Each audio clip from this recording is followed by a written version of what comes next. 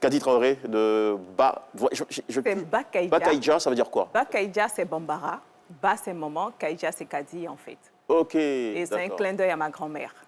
Et quel rôle elle a joué dans En fait, j'ai le nom de ma grand-mère, qui est Kaïdja. Et dans nos familles africaines, généralement, quand tu portes le nom d'une personne âgée par respect pour cette personne-là, on ne t'appelle pas par le prénom, on rajoute un préfixe qui est papa ou maman. Donc, c'est Bakaïdja, en fait. D'accord. C'est un nom qui est inspirant. Super. C'est ça.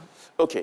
Alors, on va le rappeler, vous accompagnez des entreprises qui sont uniquement détenues par des femmes. C'est un choix que vous avez fait, fondé sur l'expérience que vous avez eue pendant 22 ans d'entreprise. Exactement. Pour les aider à gommer toutes ces fragilités, à se renforcer et à faire plus de croissance dans leurs activités. Alors, quelle stratégie vous utilisez pour y arriver? Si tu permets, Jean-Michel, je voulais juste féliciter Imra. Oui. Parce que l'état d'esprit qu'il a eu, qui est de dire je suis allé chercher des sponsors, personne n'a réagi. Je suis conscient de mon talent, je sais que j'ai quelque chose à proposer, donc je me donne les moyens de faire ce premier pas et ensuite les gens vont suivre. En fait, c'est un esprit entrepreneurial et c'est ce que tout le monde doit faire pour avancer, en fait. AXCT.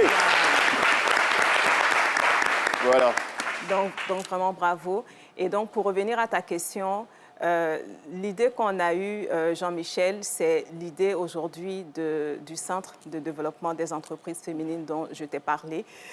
Parce qu'en gros, après 2 ans, on s'est rendu compte que les dames qui étaient capables de s'offrir nos services sont des dames d'un certain niveau. C'était des notaires, c'était des pharmaciennes, ce sont des dames qui sont dans le BTP et elles ne représentent pas la majorité des femmes entrepreneurs du pays.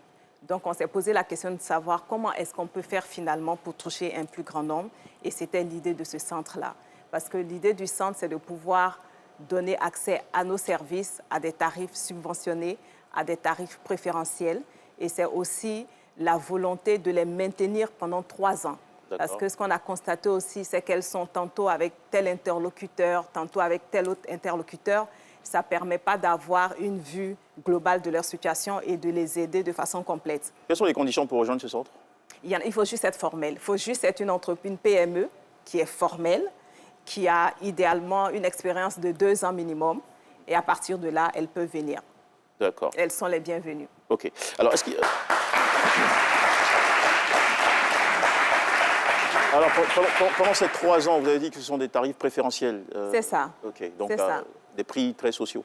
Absolument. C'est dit, la première année, par exemple, ça sera complètement subventionné, ça sera totalement gratuit. Okay. Cette première année, on va prendre le temps de faire les diagnostics de toutes les entreprises qui vont souscrire à notre programme. Et à partir de la 2e année, à ce moment-là, elles vont payer, c'est un forfait de 50 000 francs, de 25 000 à 50 000 par mois. C'est absolument rien pour un service de conseil. D'accord. Le conseil à bon prix, on va dire. Oui, c'est ça. C'est vraiment ça. Pour la croissance des entreprises. Merci beaucoup d'être venu partager avec nous cette actualité. Kaïdja Africa. Et peut-être pour terminer, le centre, il est situé où précisément à Abidjan?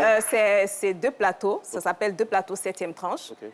Nous sommes disponibles sur Google Maps. Donc, s'il y a des gens qui veulent faire un tour, les portes sont ouvertes. Et surtout, s'il y a des femmes propriétaires d'entreprises qui veulent bien voir leur entreprise croître et franchir un cap supérieur. Passer à une autre échelle, être de vrais chefs d'entreprise. Elles peuvent venir. C'est l'adresse à retenir.